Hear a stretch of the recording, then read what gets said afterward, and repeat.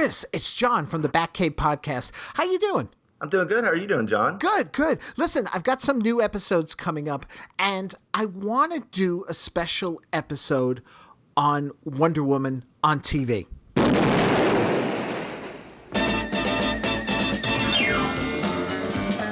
Woman. Oh, wow, man, I am in. I can talk about Linda Carter all day. Let's do it. Put me down. Now, hang on. It's not the Wonder Woman TV show.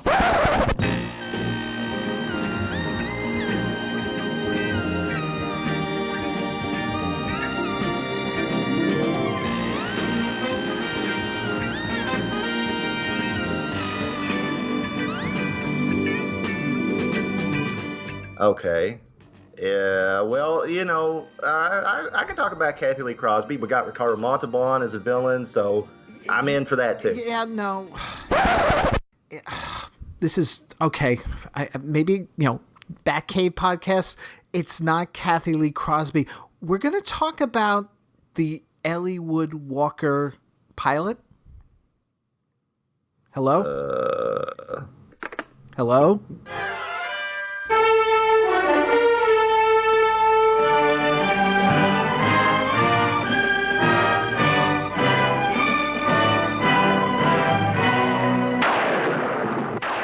Welcome back, citizens, to an all-new episode of the Batcave podcast. It's your old bat chum, John S. Drew here, and yes, we're done with the series. We've completed all the reviews. You'd think that should be it, right? But no, it's not, because the career of William Dozier went on. The careers of Adam West, Burt Ward, Julie Newmar, Yvonne Craig, they all went on. And there are aspects of their life that in some way had an influence on our culture still, whether it was Batman related or something else they did that might even remind us of Batman. And because of that, I'm going to continue the podcast here, and we're going to be doing these series of episodes from the files of the Batcomputer. And the first one we're going to be doing is taking a look at the very brief, and thank God for that, 1967 pilot for Wonder Woman that William Dozier produced. Now, this is one of those ones that when I put out the call, there wasn't a whole lot of, hey, I'll take it on. And yet someone who I guess is a glutton for punishment decided to take the reins on this one and join me. Once again, welcome back to the podcast. One of the hosts, the co-host of the Supermates podcast. And from what I understand, you've also started up a new Batman podcast, Mr. Chris Franklin. Hey, Chris. Hey, John. And yes, I am the Mike Rowe of the Batcave podcast. I do the dirty jobs. Yeah, Nora Clavicle and now this. Yeah, actually, I do have a new Batman-related podcast. It is called Batman Nightcast. It is on the Fire and Water podcast network, just like Supermates. And that is a show that I host with my friend Ryan Daly, and we talk about Batman comics beginning in 1986 during the post-crisis era of Batman. So that's when Denny O'Neil came in as editor, and you get things like Batman Year One and the new origin for Jason Todd and everything else that follows with that. Now, let me ask you something. I don't know if I asked you this the last time. You're happy with and able to make the distinction between all the different versions of Batman, I take it. Mm-hmm. Because Yes. there are some fans who have a problem with that. Oh, yeah, I know. It's I can pretty much reconcile almost every version of Batman. There's some extremes that I'm really not real happy with, like, well, I'll just say there's things about Batman v Superman I wasn't happy with their portrayal of Batman. There's extremes that I don't really appreciate, but for the most part, yeah, I look at it as, every era has its own Batman, and I can appreciate it, put it in its context, and in the case of even revisiting that, like the Batman 66 comic or the great Batman Return of the Caped Crusaders movie, I can look at that and say, hey, this worked then and it still works, So, yeah, I'm very open. But like you said, a lot of people aren't. Yeah. And it's funny, too, because now that I think about it, as you're saying that, every era has its Batman. I guess every era has its Wonder Woman, too, as we see with this preview I don't even know if it's really fair to say it's a pilot because it's only all of 5 minutes that was shot. Right. It's almost like more like it's like a test. It's not a screen test because I'm pretty certain they knew who they were going to go with, but it's like, it's just a test almost to see if it would work. And I mean, I'm assuming they did this to show ABC and other potential networks if ABC wasn't interested. But yeah, it's really odd because I mean, obviously when they did the Batgirl bit, they knew that they had a place to put Batgirl. Obviously, they could, they were going to work her into the series, and it was just more to show, hey, this is what we're doing to freshen up the show. With this, I don't really know what you would call this. I've heard it called a pilot. I've heard it called a screen test, but it's like a pilot test. It's like a test pilot, I guess. So this should be a Green Lantern thing and not Wonder Woman. Well, it's weird too because, like you say, when back in '65 when they did the screen tests, those weren't pilots; they were screen tests for Adam West and Lyle Wagner. They had a commitment from ABC. They were going to get the show. They just had to figure out who was going to be in the cast. Like you said, they knew that Ellie Wood Walker was going to play Wonder Woman, so. And I guess they didn't have the commitment yet from ABC to go to series. So it's kind of weird. What was the purpose of this footage? Because it really, in just watching it, it certainly doesn't show you if the show had any potential.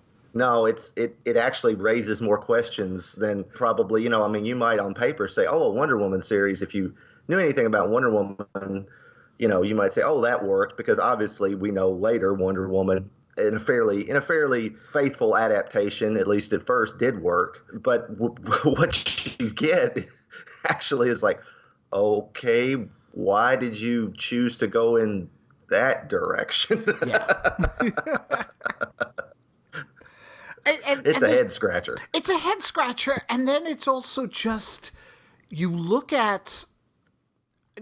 I mean, right off the bat, in the very beginning, when the thing opens and the music's playing, they show an issue of Wonder Woman. It's issue 156. And I had to wonder, because we hear the stories of how William Dozier read the Batman comics and he hit upon what he thought was the best way to go about this. Did reading that issue or similar issues around it give him this idea? I mean, granted, the plot of the issue, I was trying to track it down and I couldn't. And it had something to do with a fight with a brain pirate. Which may have tipped him off at that this is even more absurd than Batman. I don't know. Robert Kanigher, who was the writer-editor during that period, he had taken over the writing chores on Wonder Woman back in the late 40s when the creator, William Moulton Marston, had passed away. And a few years before this pilot was made, he had the sales were down, and he had decided to kind of shake things up, and he went in a more whimsical direction with the comic, and it seemed like he was trying to target like younger girls, and he had Wonder Woman as Wonder Girl, almost like Superman with Superboy. That worked for DC. They had several series that showed Superman as a boy, even though it contradicted previous stories. So they had Wonder Woman as Wonder Girl. They eventually had her an even younger version as Wonder Tot.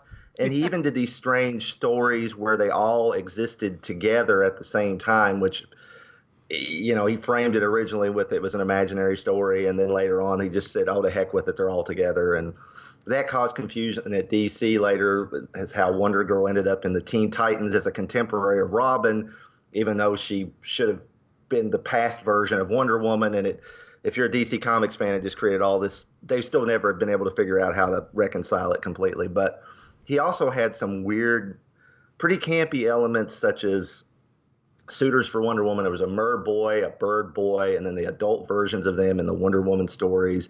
There was crazy villains like Egg Fu, who was a awful Chinese stereotype. He was a communist giant egg with a big handlebar mustache that worked like tentacles. I mean, it's bizarre. I mean, there's just no two ways to say it. But I was reading Les Daniels' Wonder Woman: The Complete History, And Kanigher said that somebody from the TV production office, I'm assuming from Greenway, came to DC, and Jack Leibowitz, who was the publisher, called him in, and they said, well, we want to do a Wonder Woman show. And he told him, he said, well, don't camp it up. Wonder Woman's already camp. So he knew Wonder Woman that he was doing was campy. So I don't know if that influenced their decision to go from the Batman approach to straight just comedy like this thing is, or what. I don't know. like this thing is this comedy? It's trying to be comedy, I think. It's funny too, because there are so many parallels with Batman, with this little brief thing and the timing of it, because wasn't it also around 1967 that the comic took the radical shift of taking her powers away and everything? It was right after this, because Kanigher had actually, a few months before I think this started filming, he had jettisoned all those crazy things in the comics, all the Mer Boys and Bird Boys and Egg Foos, and he had decided to do a back to basics approach and go back to like the Golden Age type Wonder Woman stories, and that didn't go over very well.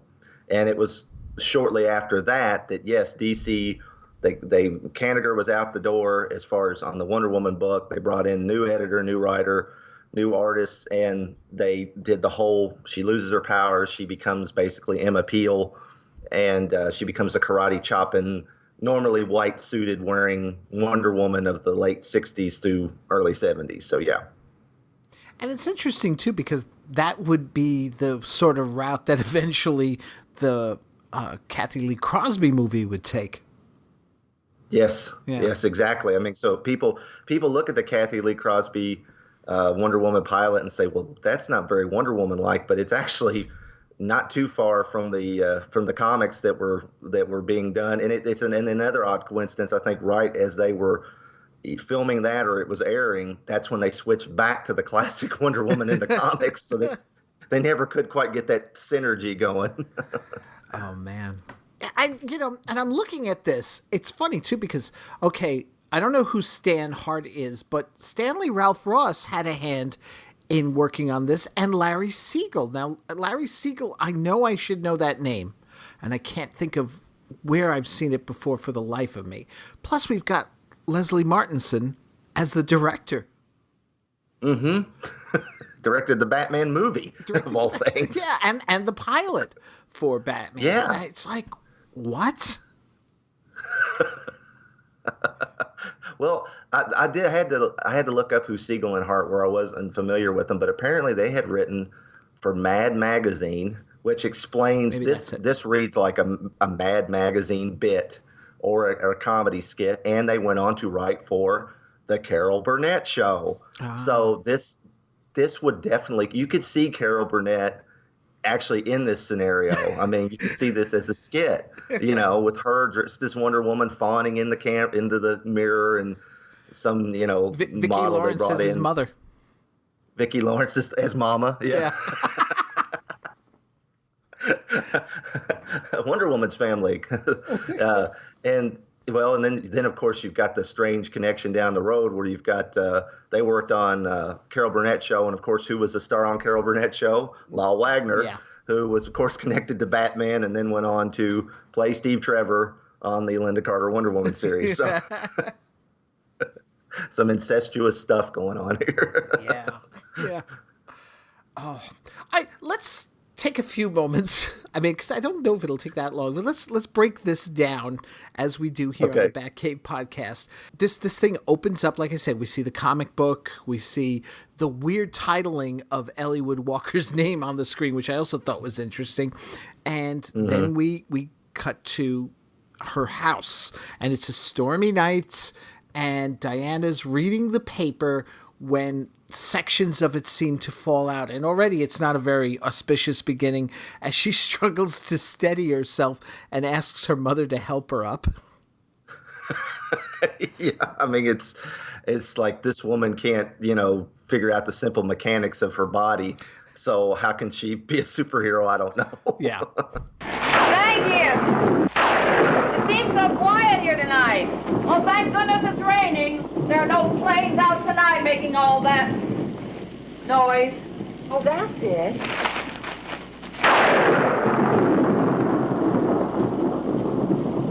It's raining cats and dogs. Steve's plane must be grounded.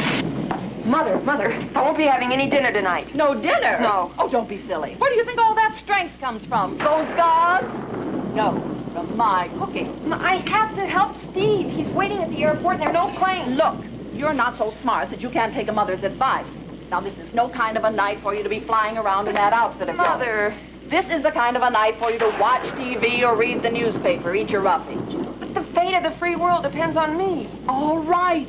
Eat first. Save the free world later. And I gotta ask, is her mother Hippolyta? That's a good question. She said, like, you know, she points to those gods and how old she is, so she knows of her powers and that she's Wonder Woman, obviously. So yeah, is she Hippolyta? Is she some human? Is she like the Martha Kent type that took her in this version, or you know, I don't know. That's the biggest head scratcher. I can't imagine she's some version of Queen Hippolyta, but who knows what they were thinking. Yeah. Well, she wants Diana to find a man. Well, that's true, yeah. And the Amazons of Paradise Island were pretty much, now we don't need any men. Yeah. So. And they set up this thing. It's like, you know, they mention Steve. I don't remember if they say his last name, but she does mention Steve by name and how he's supposed to be flying, but the storm will ground his plane. And then she says he's in danger or something, and I'm like thinking, didn't you say he'd be grounded? It's like, it should just wait for the storm to pass. There doesn't seem to be that much danger, but she and her mother get into it, how she's got to go save Steve, and she, you know, the fate of the world and all that kind of stuff. And it's all done, you know, a little bit over the top. Yeah, the mom's like, she's got a pot, and she's like spooning soup into her bowl, and then Diana starts, you know, she sips out more soup than actually the mom puts in, I think, which is the only reason I noticed that is because I watched this. I tortured myself and watched it 3 or 4 times just to make sure I caught everything. But it's stuff like that in movies that always gets me. It's like, yeah, they're not really eating anything or drinking anything, you know, so. But yeah, that whole deal of whether he's grounded or not, I think I read that the plot involved like some kind of computer sabotage, which would have been interesting in the 60s. But so maybe Steve had some information that he had to get off somewhere, some top secret info, and that's why it was so urgent that she made sure his plane took off, or who knows? Because I mean, we only get this brief little excerpt from the script. So well, wait a minute. You said you read though, so there was a little bit more of an explanation of like a plot. Well, as far as I know, there's I didn't find it, but apparently there was an existing script written. I mean, there was a whole script for the pilot written, and my understanding was that according to Les Daniels' Wonder Woman book, Dozier did not think the script was suitable, had Stanley Ralph Ross come in and doctor it, and it made me think, okay, it was worse than this before? And Stanley Ralph Ross couldn't fix it? I mean, come on, you know, he wrote some great Catwoman episodes, but I think so apparently there's a script floating around out there. I didn't really go digging for it because maybe I just there's only so much punishment even I can take, John, but but apparently it existed at one point anyway. So, wow. Now you've got me wanting to go down that rabbit hole, because that was the one thing that actually, as I was watching this, there were little things that I said, I could see this being a series if some of the, let's say most of the absurdity had been taken out. And I'll get into that as we get towards the end about like what caught my eye, that like, oh, that's an interesting plot thread, or that might be something there, or what were they thinking?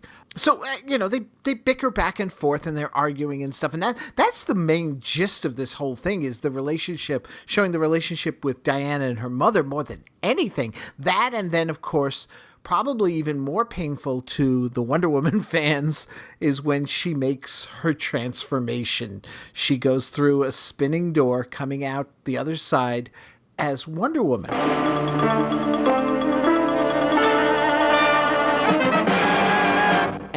Dozier does this whole, and of course, because God forbid we, couldn't do without Dozier. And I love him, but frankly, that was the one thing that bothered me with the Green Hornet was him doing the introduction.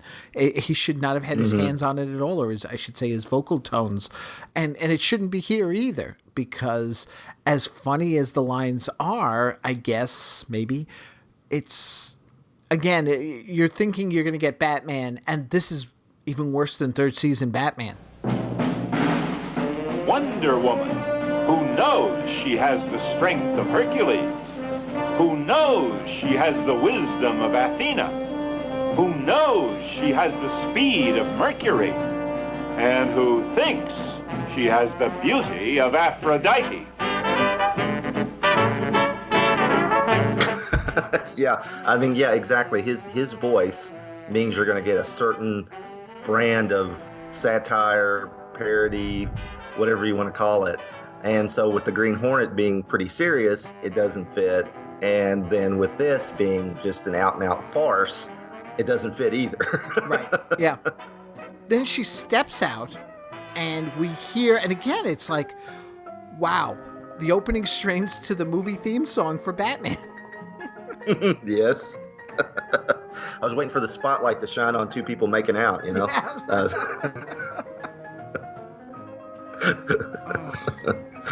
And then it just, if you thought that was bad, it just goes completely downhill as Wonder Woman goes up to the mirror after Dozier announces that she thinks she's as beautiful as Athena and starts preening in front of the camera. And we get the old mirror game where she and her reflection, and the reflection is this distorted view she has of herself, in which Wonder Woman there in the reflections played by Linda Hamilton, or I'm sorry, Linda Harrison, not Linda Hamilton.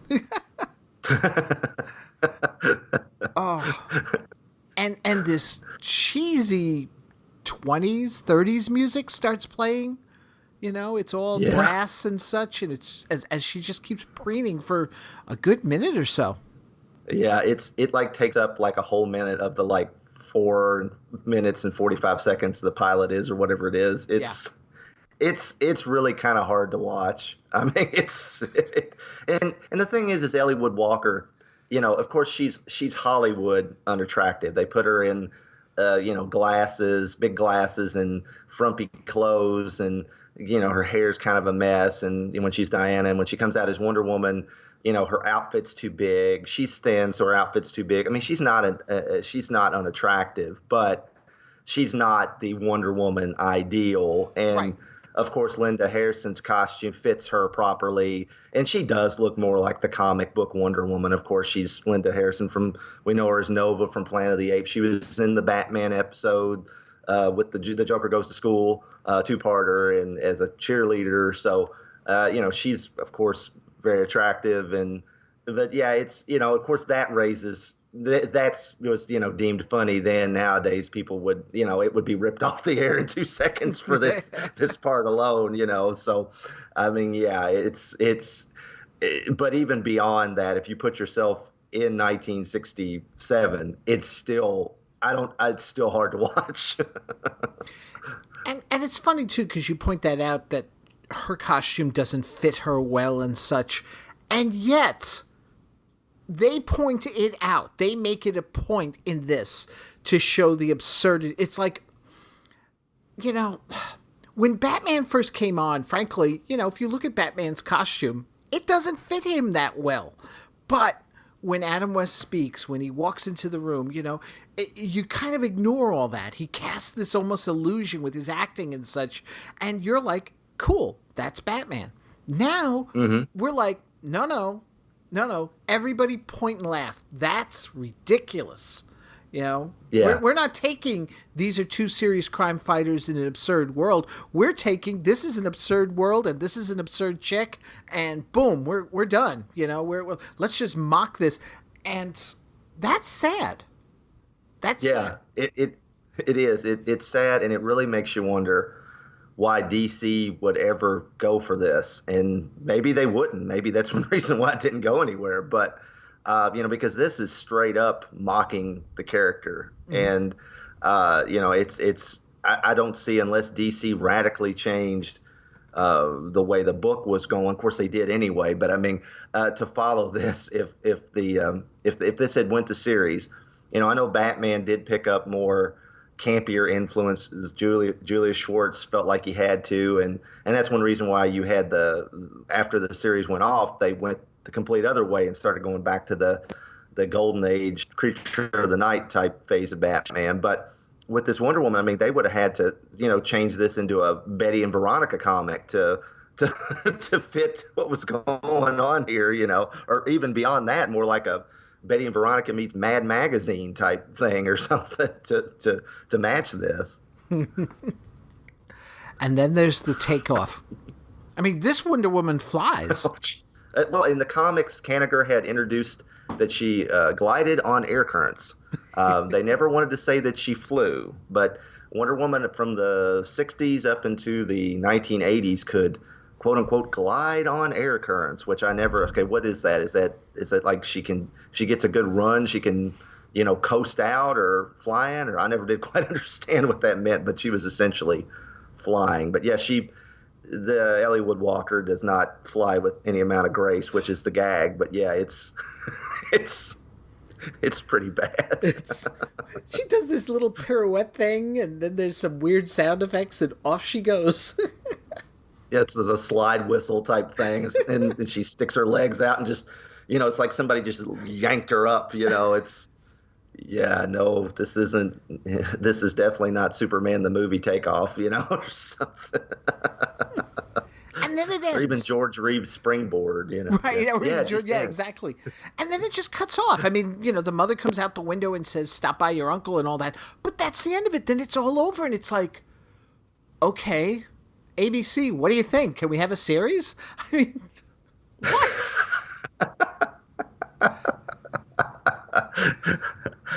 It's like your kid comes to you with a proposal to buy a car. It's like, Dad, I got like $25. Can I get a car? No, son.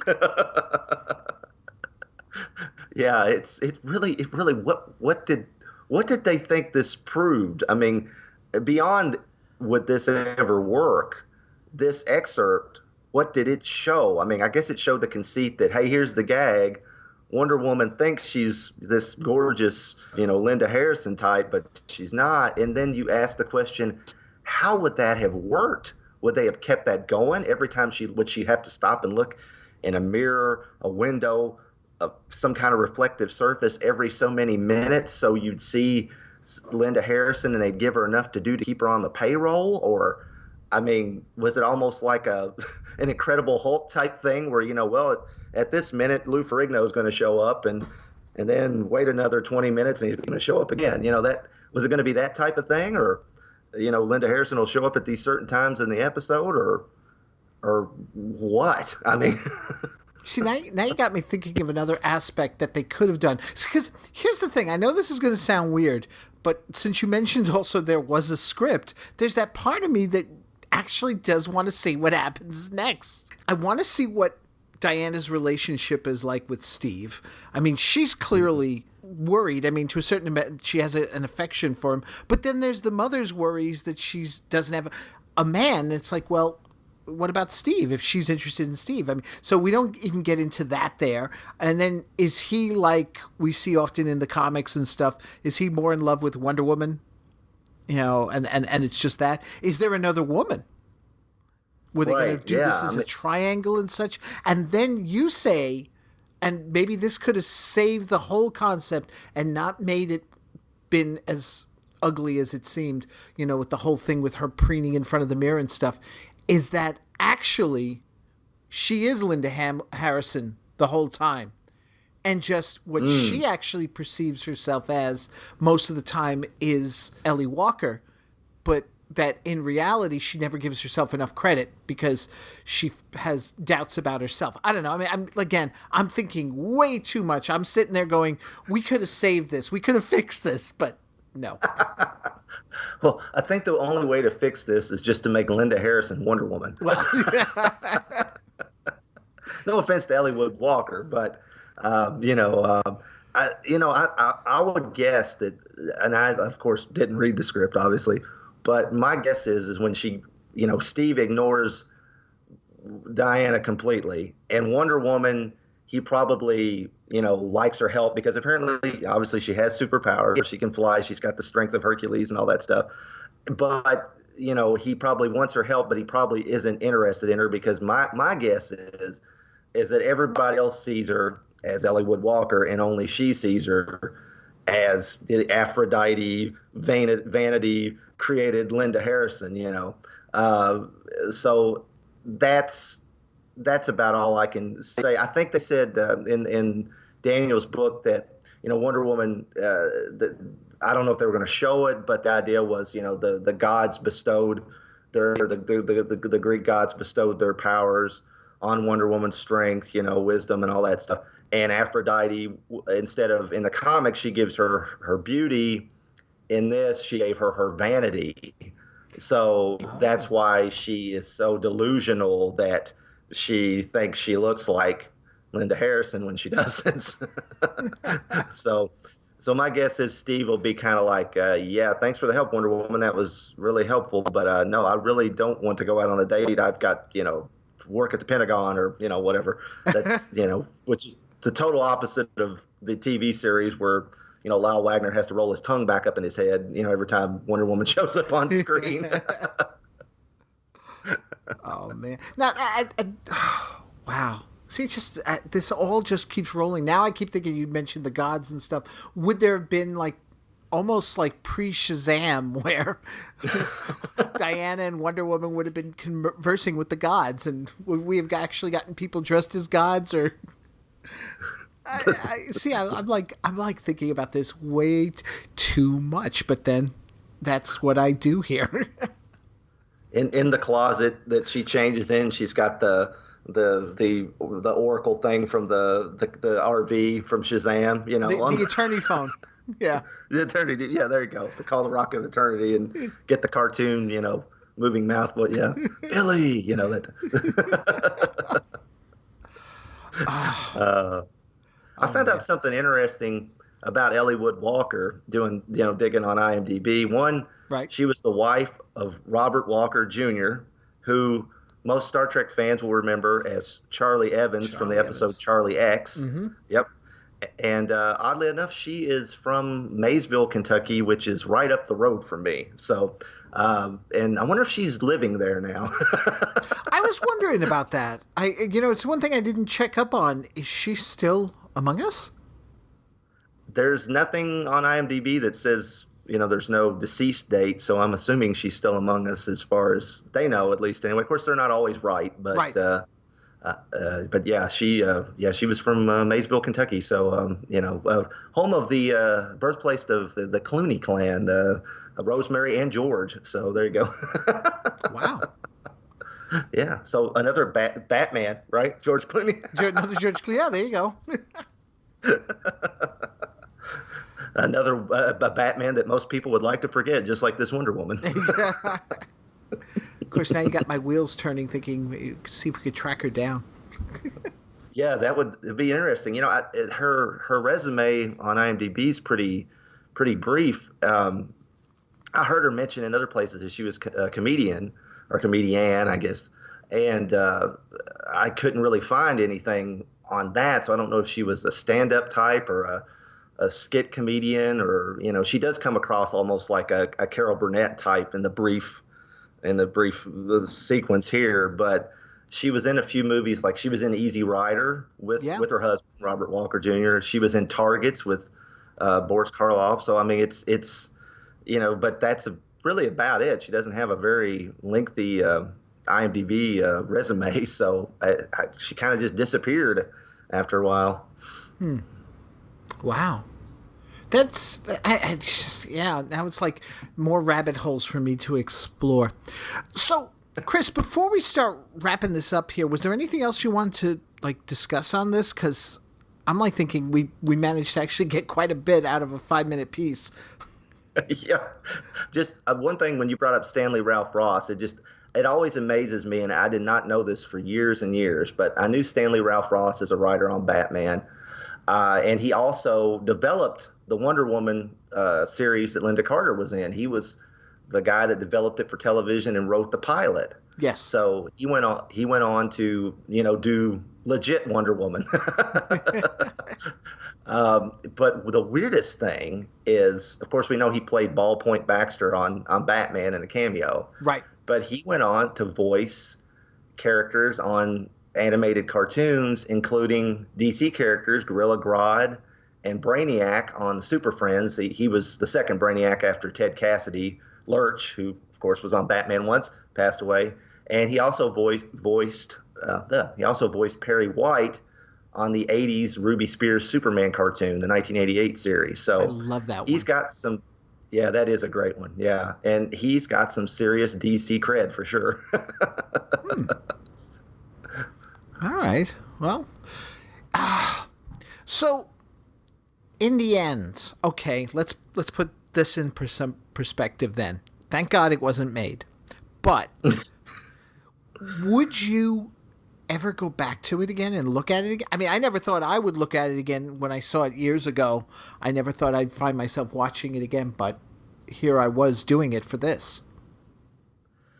I think it's kind of important to if you're thinking about Wonder Woman, if you're in our circles, if you're doing a piece on Wonder Woman on the TV show or even with the movie coming up. Of course, the Wonder Woman movie's coming out this year. To look back, where she came from, the fact that she had the Kathy Lee Crosby pilot, which a lot of people moan about, but apparently it had good enough ratings that they ordered the first Linda Carter pilot movie, even though they said, okay, we got to make some changes here. And then Wonder Woman went to series. They haven't been able to get anything off the ground with her as a solo act, as a cartoon. There's a cartoon pilot out there that was tied to a toy line that didn't make it to series. So, and then there's the 2011 Adrian Pilecki starring Wonder Woman pilot that I'm pretty sure you can go out on YouTube and watch, I think. So, I mean, it's really interesting that Wonder Woman has struggled to make it into media several times. It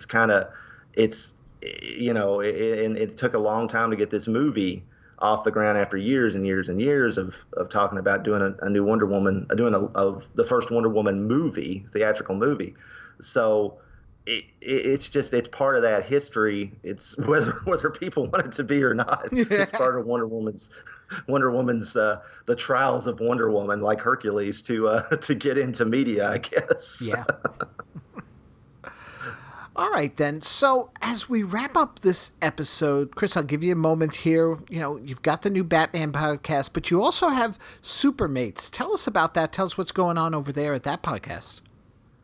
Well, actually, we just recorded an episode. It'll probably be out by the time this episode comes out. We actually come up on episode 66 of Supermates. So my wife, Cindy, and I, we co-host the show. We decided to do a Batman 66 themed episode.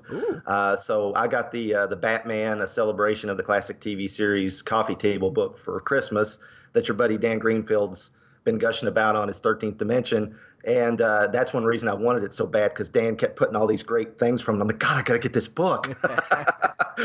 So it was number one on my Christmas list, and Cindy came through. So we talk about the book. I waited a bit to talk about Return of the Cape Crusaders in deference to your great coverage here on the Batcave podcast. But Cindy really wanted to talk about it, so we talk about Return of the Cape Crusaders. Cool. And I came up with a Batman quiz to give Cindy just a general, like, not trivia quiz, but like, who's your favorite villain, who was your favorite Catwoman, things like that. And so we're hoping people will play along at home and go over to fireandwaterpodcast.com and fill it out and let us know what their opinions are on it. So that's probably that'll be the latest episode when this hits, and it's definitely of interest to listeners here, so go check it out.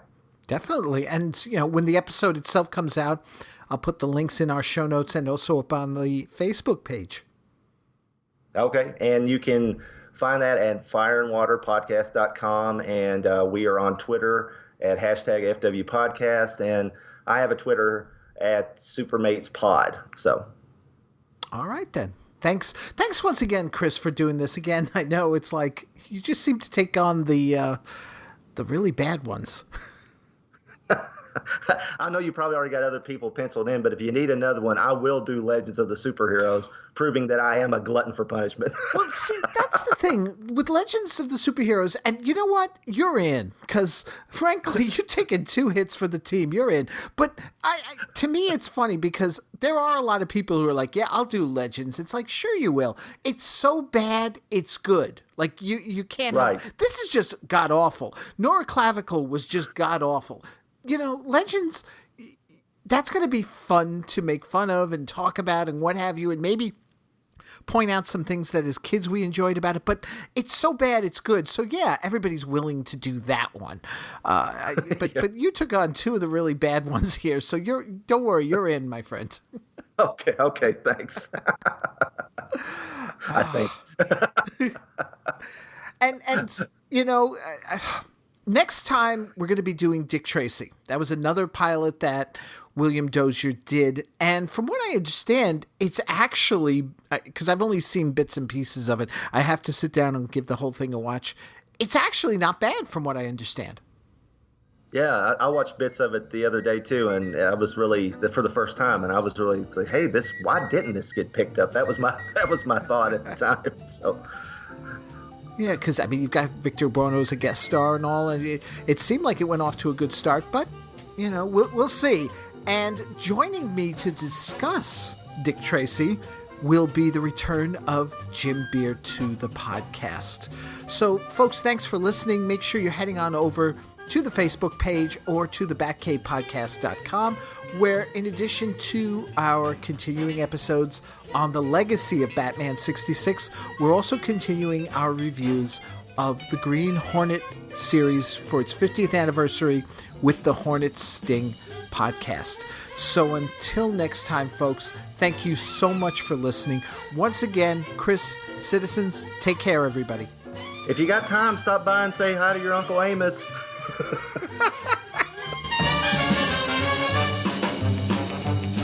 Thanks for listening, chums. I don't have a bat phone, but you can contact the Batcave podcast through its Facebook page, Twitter, email at thebatcavepodcast@gmail.com. Subscribe to the podcast via libsyn.com. That's LIBSYN.com. Or through iTunes.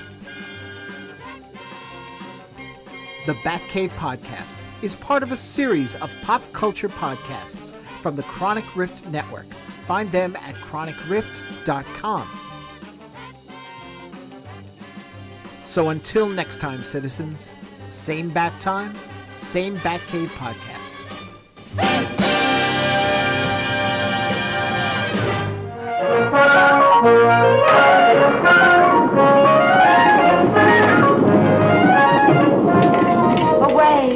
Away, you vision of enchantment.